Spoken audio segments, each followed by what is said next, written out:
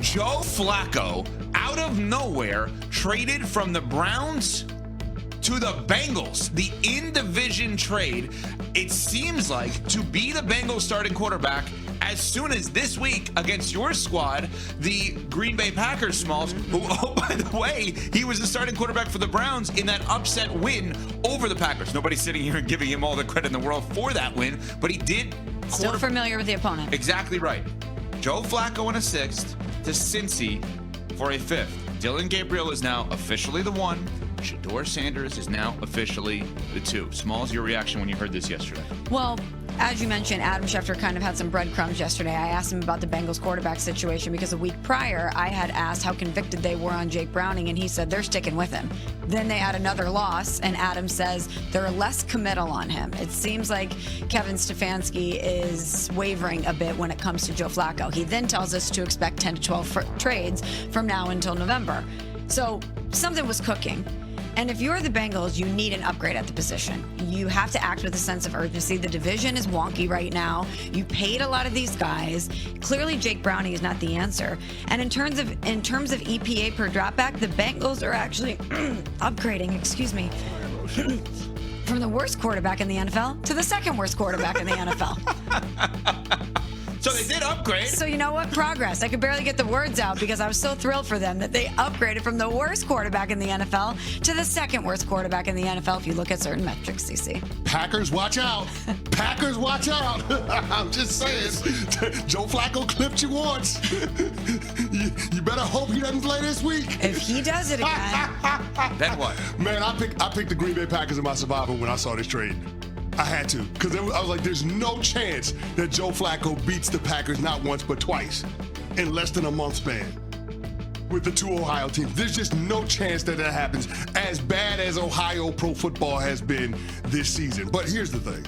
If you're the Cincinnati Bengals, you had to do something, because you can't keep selling Jamar Chase and T. Higgins and Trey Hendrickson that Jake Browning is the best we can do at quarterback.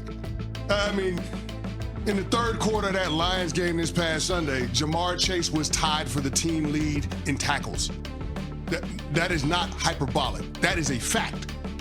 That's ridiculous. So, yeah, you had to do something at the quarterback position, and I think that this was probably one of the better moves that they could have made. You end up giving up Joe Flacco in a 6th-round pick. You get a 5th-round pick in return. I mean, the Cleveland Browns get a 5th-round pick in return. It's a flyer is what you're doing. You're trying to see if you can capture lightning in a bottle, similarly to what the Cleveland Browns got a few years ago when Joe Flacco came off the couch and led them on a playoff run. I don't think that's going to happen here. I think Cincinnati is a flawed roster in terms of how they're built. But Joe Flacco is an upgrade when it comes to competency at the quarterback position. So that's the Cincinnati part, right? They technically, by letter of the law, by the numbers, upgraded at the quarterback position, and they probably upgraded in terms of, like, Joe Flacco will know what to do with 2 elite-level wide receivers, even if it's just throw the ball deep. I know I'm going to chuck the ball up there. Just throw the ball deep and see what happens. Right? Okay? The Brown side of it is fascinating. So, CC, you said all offseason, let the 2 young guys go at it. Let them compete. It doesn't matter which one. Make one of them your guy.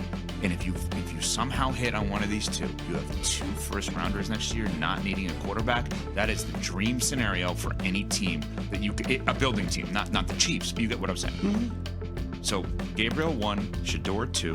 Shedeur was making an appearance yesterday at a car dealership, and Fox 8 News in Cleveland was there. Good job by them, by the way. That's how you do it. Go find the guys that you want to talk to. Yeah. And they went and they talked to Shedeur and got his reaction to now Joe Flacco being traded and him elevating to number 2 quarterback.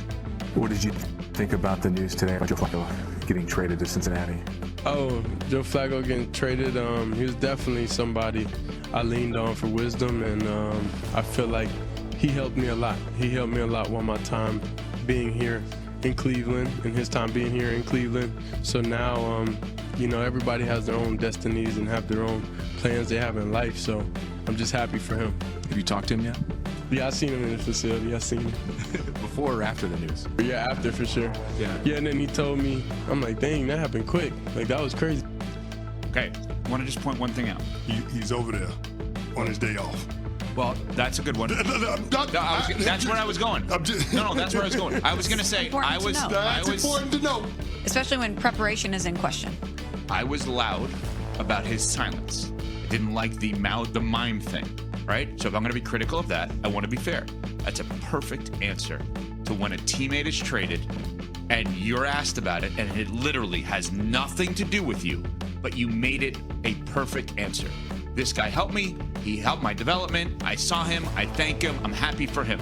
Perfect answer from Shedeur. He passes the Evan Cohen test, because that's what we always do, is we have you mimic the press conference and what you think the right answer would be. Well, if I'm going to be loud about the negative, I have to be equally as loud about the positive. And it's not gonna, that cut is not going to garner as much attention as the mime ridiculousness from a week ago, but he deserves credit for answering that perfectly. Now, does this mean he's more likely to play? Of course it does. He moves up in the depth chart. Well, there's a reason I'm asking that question. I did not think about this until yesterday this way. Emmett Golden, ESPN Cleveland, and our teammate here at ESPN Radio on Game Night said, I feel now more than ever like Deshaun Watson actually may have a chance to play again for the Cleveland Browns. They have one less quarterback. Bailey Zappi is the practice squad veteran third-string guy. If these guys are not that good, hypothetically, or they don't feel comfortable going to Shedeur, is Watson now back on the table? Well, I'm not going to dismiss the Deshaun Watson of it all. I do think he's in play, and I think that's more of a conversation to have in November and December than one that we have in October. But not to gloss over what this means for Shedeur. Now he's the number 2 quarterback. He's one hit away from going in the game. Mm-hmm. And so when you ask the question, is he more likely to play? The obvious answer is yes. We were sitting here yesterday having a conversation around whether or not we'd ever see Shedeur this season, based on what Dylan Gabriel showed against the Minnesota Vikings and Joe Flacco being the number 2 quarterback. But when I saw this news from the Browns' perspective yesterday, the first thing I thought was, why is Shedeur Sanders good enough to be the number 2 quarterback this week, but he wasn't good enough to be the number 2 quarterback last week? What was the football reason that you had him third string when you decided to elevate Dylan Gabriel and give him his first NFL start? To me, that's the part that I couldn't square. Because if you sold me on the bit about Joe Flacco being more equipped to go into the game without taking a lot of reps throughout the course of the week with the game plan, from a mental standpoint, that makes sense because Joe Flacco has 2 decades worth of NFL experience. If you got to tap him on the shoulder mid-game because things have gone off the rails, he would be better equipped to do that than Shedeur Sanders. Sure. But that logic goes out the window when you decide to trade Joe Flacco this week and elevate Shedeur to the number 2 quarterback.